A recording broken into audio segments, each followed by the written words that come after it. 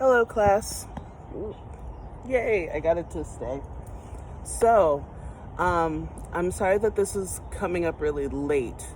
Don't worry, you'll all be marked present today and on Thursday because instead of another activity, I wanted to give you this time to work on your final and what I wanted from you. And so this is an update from the syllabus that I made on March 20th. Again, I'm updating it only because I don't believe that I've given you enough time to complete that whole assignment. And also, again, just trying to think about what is going to be useful to you. What, at the end of all of this, will you feel proud of what you've done and also be able to use what you've done? And so this is what I've come up with. I really enjoyed the activity you did the week before last, where I asked you to think about a problem that K through 12 students are facing and think of a creative, multiculturally inspired solution to it. And I really liked reading through what you had. And what I would like to do for the final is expand on what you have. You don't have to keep the same topic, but to just not, reinvent the wheel. You can keep the same topic. And I want you to expand it and put it into a PowerPoint presentation. And I'm going to put this all on my HSSU and email it to you as well. But this PowerPoint presentation, basically, I want it to have 4 major parts. First part will be you talking about your personal teaching philosophy. So in this personal teaching philosophy, you can bring in a quote that you believe really inspires your personal teaching philosophy and kind of talk about what that means to you and how you incorporate that into your practice. But also I want you to cite at least 2 class readings that have informed your personal philosophy. And so that would look like maybe bringing in a quote from 2 different readings and say, well, this really spoke to me in this way. This is how I'm going to use it to inform my teaching practice or how I relate to students or something like that. And I can give you guys more detail on these if any of this is unclear. Next, I would like you to go into explaining your activity, but I want more detail in all ways. Sorry, I keep looking around because my dog is running around. More detail in all ways. So some of you did a really good detailed job of this when you did your activity. Some could add a little bit. But basically for your problem, first, I would like you to explain the problem that you're looking to address. All of you chose really good problems. But I want you to explain it, and this would go in a PowerPoint slide, and also include some sort of citations to back up that this is a real problem.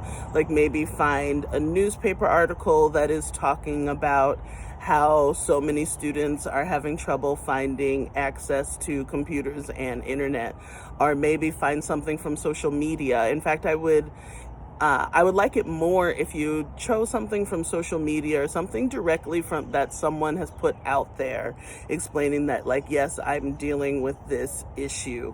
And so explaining the problem in that way.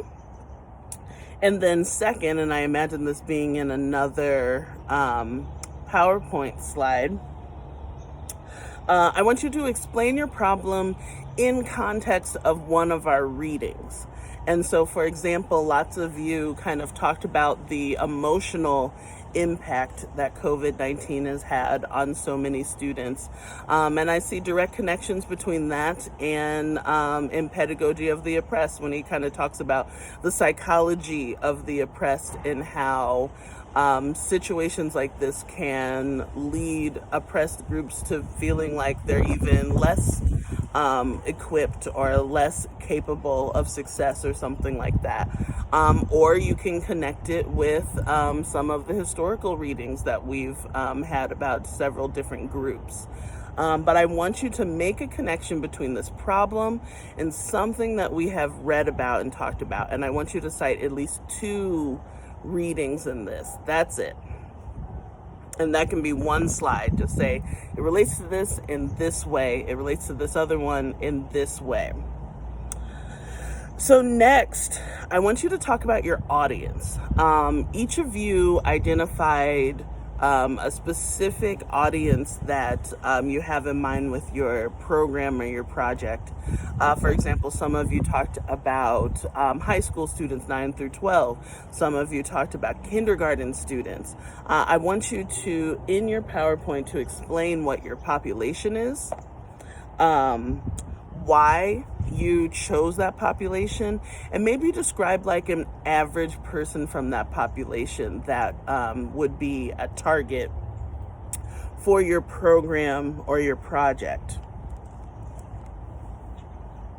And talk about how this particular problem you chose affects them. And so, like, even though several of you are talking about the effects of anxiety and depression on students, some of you are talking about the effects on elementary students versus high school students. Definitely talk about how this problem directly affects this population, and maybe even give an example, because I imagine anxiety and depression in a kindergarten student is going to look different from a high school senior.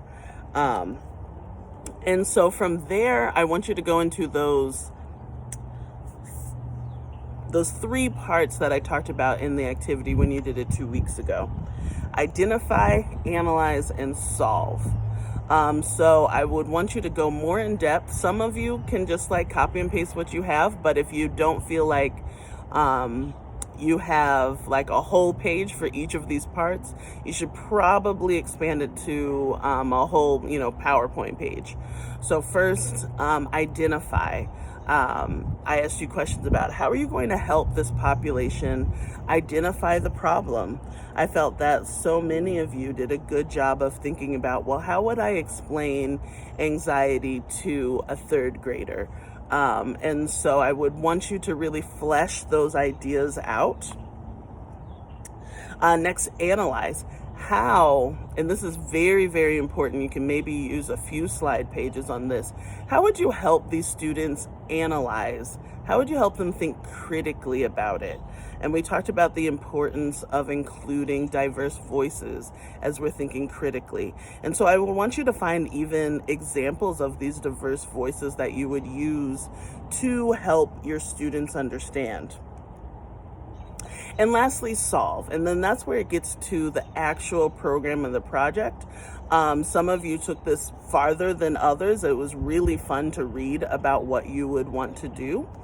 But I want you especially to add more details for this, this final project, where actually talk about, well, what kind of materials would you create for students to be part of this project?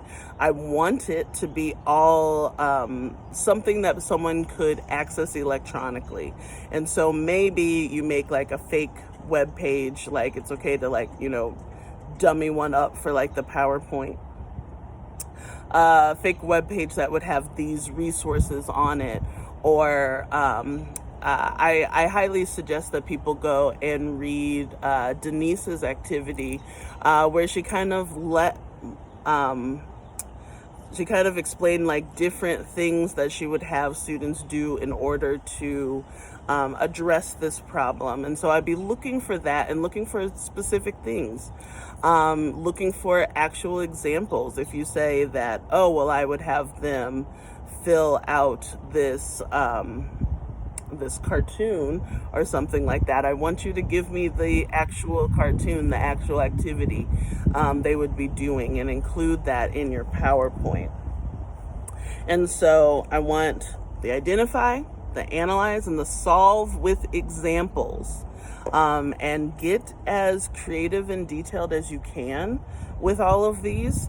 And that's going to be it for your final. I hope that you feel like this respects your time.